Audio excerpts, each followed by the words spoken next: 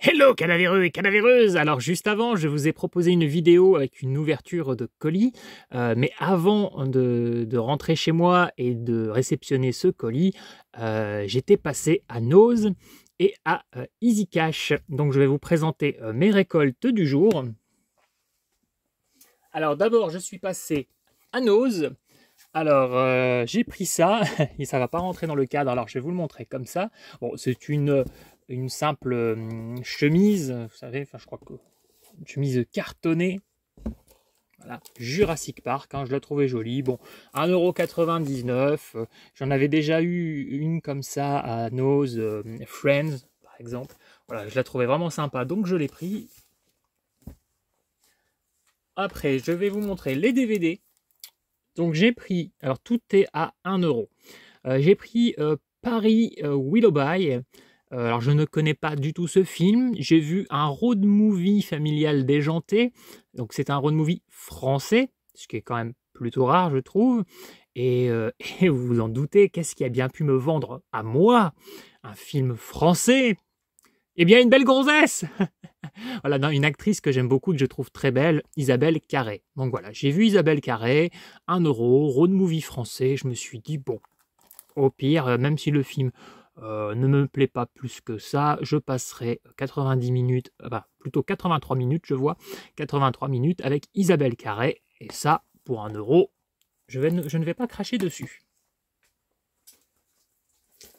Ensuite, en DVD, alors je crois que c'est le dernier qui me manquait de cette collection, Les Intemporels. Il faudra que je vérifie. S'il m'en manque, il m'en manque plus qu'un. Mais alors c'est soit le dernier ou l'avant-dernier qui me manquait. Bon bref, La Mare aux Grenouilles, collection animation, un Disney. Donc voilà, j'avais les autres.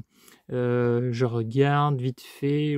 Je ne sais pas si je les ai tous. Il m'en manque peut-être encore un. Je ne sais plus. Il faudra que je vérifie ma collection. Donc voilà, bon, je me suis pris La Mare aux Grenouilles pour compléter. Une autre tentative française. Bah dis donc Sydney, qu'est-ce qui te prend, toi qui achètes des films français?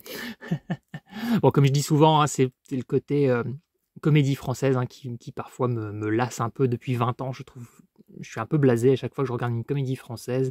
Donc là, j'ai eu envie de tenter, parce qu'au début, je vois ce visuel, je me dis un énième film fauché. J'avais pas vu que c'était français, hein. Je me dis encore un énième sous-produit de fantasy ou de je ne sais quoi. Et puis au moment où j'allais zapper le DVD et regarder les autres derrière, je vois Clavier. Je me dis non, est-ce que j'ai bien vu? Je regarde et je vois Christian Clavier, Isabelle Nanty, Anémone, Armel. Et donc je me dis bon ok, c'est français. Les Français ont fait cette tentative, ce film un peu comme ça là, qui a l'air de magique, film de fantasy. Donc ça me tente. Je vous avoue que j'ai un peu peur, hein, parce que les rares fois où les Français se sont essayés comme ça à des comédies fantastiques, c'était pas bien foufou, hein. On en reparle de Poltergeist et compagnie? Non, on va pas en reparler. Donc voilà, donc j'espère. Le visuel est pas si mal que ça. Alors en fait, je trouvais ça un peu sous-produit des films de fantasy américains habituels. Par contre, en tant que film français, je trouve que ça a l'air plutôt pas mal. Vous voyez comment, voilà, il faut réévaluer les choses, hein, selon le pays, selon le budget. Je n'ai jamais entendu parler de ce film. Dites-moi si vous connaissez. Mais du coup, ça m'intrigue, voilà. Film de fantaisie française avec Clavier Nanty. Bon, j'espère qu'il n'y aura pas que les gosses mis en avant, qu'on les verra, qui ne sont pas juste secondaires et qu'on n'a pas vendu le film que sur eux. Mais bon, on verra bien. Après, si le film est bon, peu importe que ce soit de jeunes acteurs inconnus, on verra. Dites-moi si vous connaissez. Ensuite, on passe au Blu-ray. Donc, j'ai pris 1+1. Je ne connais pas du tout, mais bon, Jean Dujardin. Donc, moi, j'aime beaucoup Jean Dujardin. Je suis seulement en train de voir avec vous qu'il y a Christophe Lambert et Alice Paul. Jean Dujardin, Christophe Lambert, bah ouais, j'ai bien fait de le prendre, hein. Donc toujours 1 €, hein. Tout ce que je vais vous montrer c'est du 1 €. Donc Blu-ray avec un petit fourreau. Ensuite j'ai pris Sortilège, donc Upgrade, hein, je l'ai déjà dans ma collection. C'est une version moderne de La Belle et la Bête. Alors c'est pas foufou, il y a un potentiel, on sent qu'il y a quelques petites choses qui sont pas mal. Mais c'est pas fabuleux. Cela dit, il y a un petit casting sympa. Il y a Vanessa Hudgens des High School Musical. Il y a Brittany Snow. Pas Brittany Snow, n'importe quoi. Mary-Kate Olsen, qui justement dans ce film me faisait penser à Brittany Snow. Et il y a aussi Neil Patrick Harris, voilà, dans un rôle secondaire. Bon, voilà, une petite maniaquerie, j'ai décidé de le upgrader pour 1 euro. Je me dis, voilà, je l'aurai. De toute façon, je le garde dans ma collection pour Vanessa Hudgens. Et oui, on en revient toujours aux mêmes choses avec moi, les jolies petites brunes. Next, La Voix de la Justice, que vous m'avez vu garder dans un de mes lots récemment, en DVD. Donc là, je le trouve en Blu-ray, donc je me ferai un petit combo. Je me dis que le casting est sympa, que a priori le film ça devrait pas me déplaire de l'avoir dans ma collection. Donc voilà, j'ai tenté. Et alors celui dont je suis le plus content en Blu-ray, pareil, Upgrade. Warm Bodies, que j'avais trouvé très sympa, donc édition collector, et apparemment c'est un digipack, donc je vais l'ouvrir, je vais vous faire un petit unboxing devant vous, parce que je suis assez curieux de voir comment il est foutu, et de voir un peu ses visuels, comédie romantique de zombies, que j'avais trouvé bien sympa. Donc, digipack. Voilà. Moi j'aime bien ce genre de choses, je trouve que c'est beau. On ouvre le truc, il y a le visuel comme ça, c'est... Oui, bah ce digipack est joli, je trouve. Voilà, je suis content de l'avoir pris. Alors, je vois que c'est un combo Blu-ray DVD. Voilà. Derrière, vous avez les petits cœurs. Donc voilà, Warm Bodies, je vous conseille, hein, si vous aimez bien les films comme ça de zombies un petit peu comiques et un peu romance. Voilà, c'est un petit peu à part dans le paysage des films de zombies. Voilà, donc Warm Bodies, que je vous conseille. Alors ensuite, nous allons passer au DVD que j'ai acheté à Easy Cash. Donc là, c'était encore l'offre 1 acheté, 2 offert, et c'était que des DVD à 0,99 cents. Donc tous les DVD que je vais vous montrer m'ont coûté 33 cents. Hop, je les mets à proximité. Voilà. La Volante, je ne sais pas ce que c'est, mais j'ai vu Nathalie Baye. Et j'ai vaguement vu que donc c'était un thriller psychologique avec un esprit un petit peu à la Hitchcock. Je me suis dit, bon, thriller français, Nathalie Baye, que j'aime bien, pourquoi pas. Bon, j'ai vu qu'il y avait des récompenses, ou en tout cas des participations à des festivals. Bon, ça ne veut rien dire. Mais bon, ça peut toujours titiller un petit peu l'envie quand même de voir un film. 33 cents aussi, quelqu'un de bien. Voilà, j'aime bien Garcia et Team Seat. Je sais que j'ai vu ce film mais il y a pas mal de temps, j'ai plus beaucoup de souvenirs. Bon, quand je vais le relancer, les souvenirs vont revenir. Mais je me suis dit, bon allez, je me le prends. Je me le suis pris aussi pour un détail tout bête, c'est con, hein. Mais ça commence par la lettre Q. Vous savez que toute ma collection est par ordre alphabétique. Et c'est vrai que la lettre Q, il n'y a pas énormément de films. Et je sais pas, je me suis dit, bon, je le prends pas. Allez, 33 cents, c'est pas beaucoup. Puis ça me fera un film de plus à la lettre Q. Voilà, bon, c'est un détail, hein. Je n'achète pas un film que pour ça. J'aime bien, je vous ai dit, j'aime bien Garcia et Team Seat. L'incroyable histoire du facteur cheval. Alors ça m'intriguait parce que un jour en stop, parce que je fais souvent du stop, quelqu'un m'a raconté l'histoire comme ça du facteur cheval, qui, donc si mes souvenirs sont bons, cette personne m'avait raconté qu'il avait entièrement construit son château, son chez lui, son temple, je ne sais pas exactement, avec des pierres en fait qui l'amenaient une à une, et donc là en fait on voit le visuel où il amène avec une brouette, et en fait c'est un mec comme ça, ouais, qui a amené des pierres jusqu'à un certain endroit et qui a construit son temple. Apparemment ça ressemble à ça, hein. Donc voilà, l'histoire m'intriguait. Il a construit ça de ses propres mains, donc je ne savais pas qu'il y avait eu un film là-dessus, donc je vais me tenter ça. Dites-moi si vous connaissez cette histoire. Tentative complètement à l'aveugle, Lille. Déjà parce que je me suis dit, je n'ai jamais entendu parler de ce film.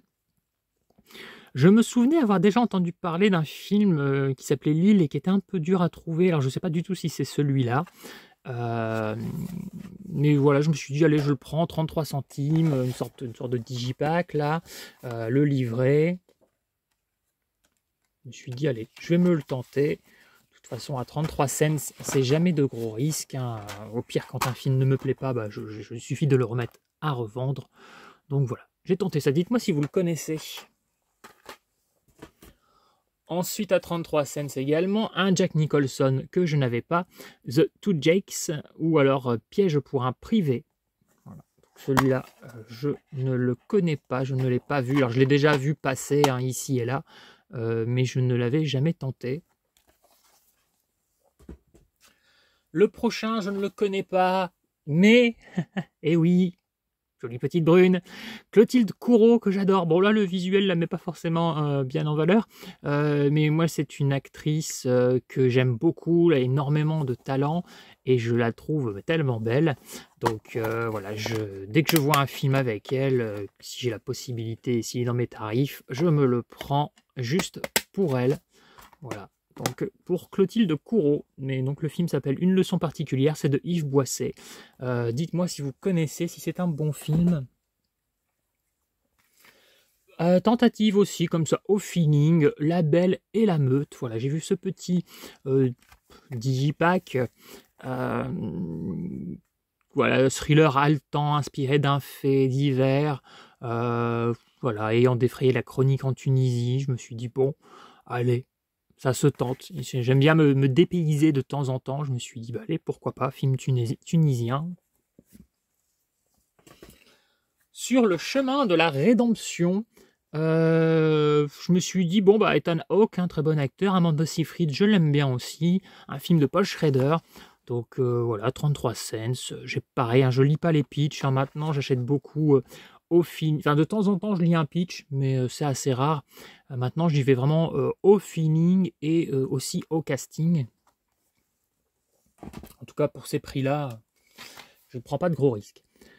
Là, ce qui m'a attiré, j'ai vu par l'auteur de Morse, un film fantastique matinée de thriller pour un regard singulier et hypnotisant. Du coup, j'ai pas trop été chercher plus loin. J'ai retourné, j'ai vu qu'il y avait un personnage avec un visage assez particulier. J'ai vu de la nudité. Je me suis dit possiblement un film peut-être un peu irrévérencieux, ou en tout cas qui change un petit peu des codes habituels. Morse a une réputation qui le précède, donc je me suis dit voilà, c'est l'auteur me donne confiance, en tout cas à 33 cents. Toujours, donc, de toute façon, tout ce que je vous montrais est à 33 cents. La Vengeance aux yeux clairs, un coffret 3 DVD. Donc ça, normalement, c'est le genre de série qu'ils mettent assez cher. Et ça finit à 12-15 balles à chaque fois. Bon, là, apparemment, il l'avait mis à 4 euros. Ça a fini dans l'offre à 99 centimes, à acheter 2 offerts. Je me suis dit, bon, à ce prix-là, je vais le tenter. On verra bien ce que ça dit. Voilà. Le prochain, bon, allez, moquez-vous. Beethoven, une star est née. Donc ça, c'est le 6e normalement. Bon, moi j'aime bien les 2 premiers Beethoven, et par maniaquerie, parce que je vous ai dit, je suis complétiste et j'aime bien avoir toute une saga côte à côte. J'adore aussi quand les gens arrivent chez moi et ils disent, mais il y en a combien des Beethoven, il y en a combien d'Amityville? Parce qu'ils voient une grande rangée comme ça. Je sais pas, ça m'amuse. Et puis voilà, 33 cents, je me suis dit, allez, voilà, de temps en temps, une petite guignolade comme ça en fond, pendant que vous avez des petits trucs à bricoler, des trucs parfois un petit peu chiants, vous mettez un truc très léger, très décérébré. C'est pas le genre de film qu'il faut regarder trop concentré, parce que sinon vous êtes en mode blasé, en mode facepalm devant votre écran, vous disant mais c'est quoi ce navet? Mais si vous mettez ça un peu en fond, ça passe mieux. Voilà. Donc voilà, Beethoven 6, une star est née. Le prochain, c'est un film qui m'a tiré au niveau de son affiche. Je ne me suis pas spoilé, j'ai pas lu le pitch, rien du tout. Une époustouflante orgie de cinéma. Voilà, donc Freaks Out, donc forcément le mot Freaks plus le côté cirque, tout ça, hein, ça évoque Freaks la monstrueuse parade et consorts.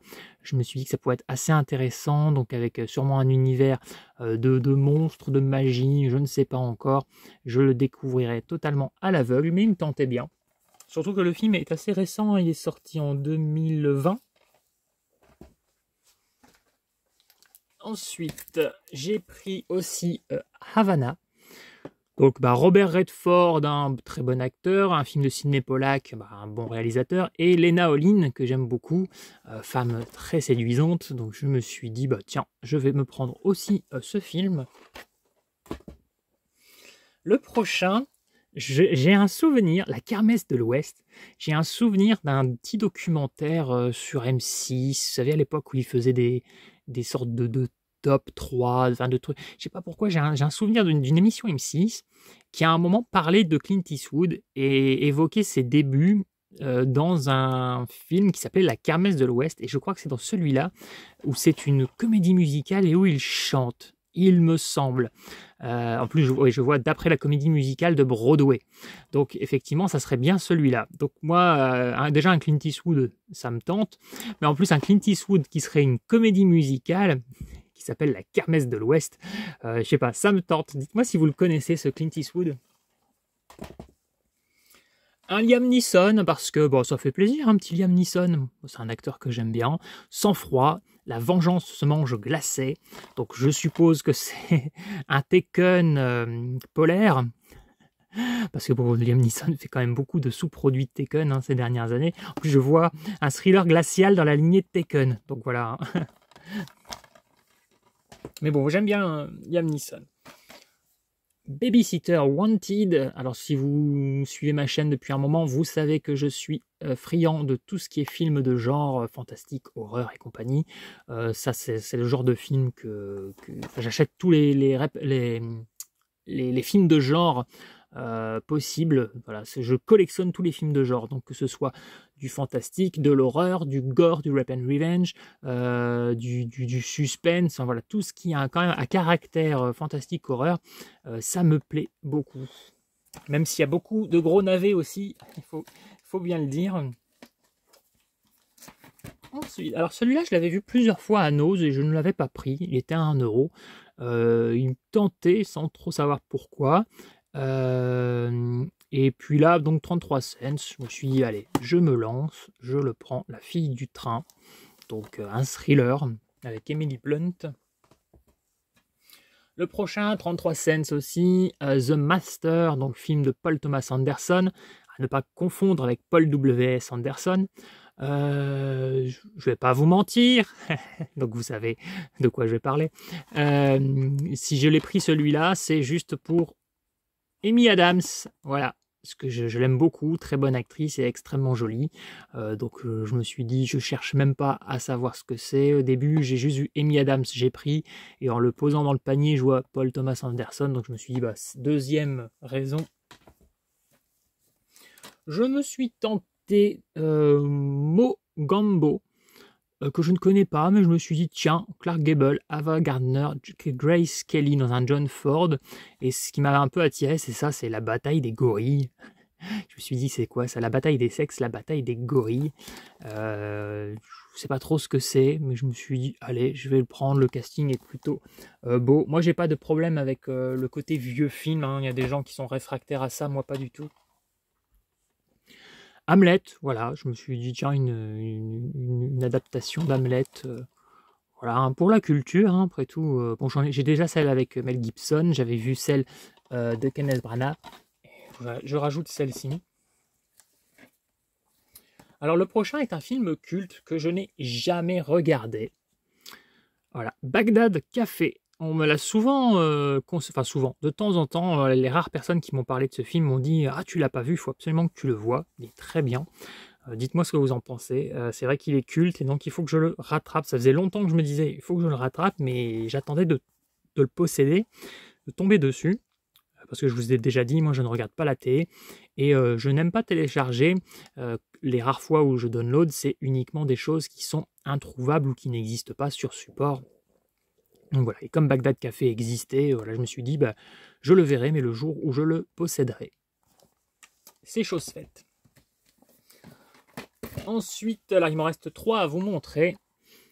Innocence with Dirty Hands, donc Les Innocents aux mains sales, film que je ne connais pas de Claude Chabrol, ce qui m'a vendu un peu. Bon, le titre m'attirait un peu, et puis voilà le casting aussi, donc et Romy Schneider. Alors je ne suis pas un fou de Romy Schneider comme certaines personnes, mais effectivement je l'aime bien quand même.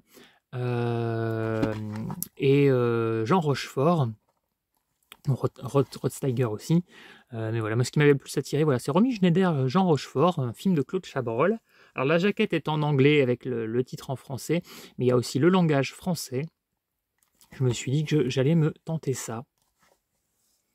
Dites-moi si vous le connaissez, si vous l'avez vu.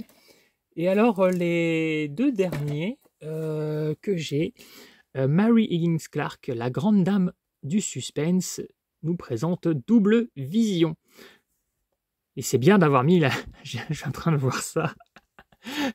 C'est gentil les gars, c'est gentil de nous avoir traduit Double Vision par Double Vision.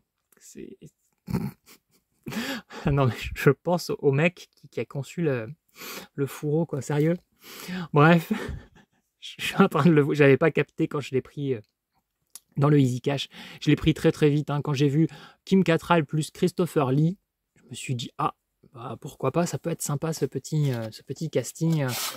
Je cherche pas les mariés Higgins Clark, tout ça, je me trompe peut-être, pour moi ça me semble toujours un petit peu poussiéreux, ça me fait toujours penser un peu des téléfilms de grand-mère, que la grand-mère regarde sur France 3 en s'endormant l'après-midi vécu. Du coup, ça m'attire pas forcément au premier abord, peut-être à tort, mais de temps en temps, quand il y a quelqu'un que j'aime bien au casting, j'en ai déjà 2 autres de Mary Higgins Clark à cause du casting, mais que je n'ai pas regardé. Et là, pareil, celui-là, je l'achète pour le casting, Kim Cattrall, donc de Sex and the City, entre autres, et Christopher Lee, Sir Christopher Lee. Donc ça, je prends. Et le tout dernier, que j'étais plutôt content de trouver, parce que le film est sorti en 2022, et donc je l'ai eu à 33 centimes.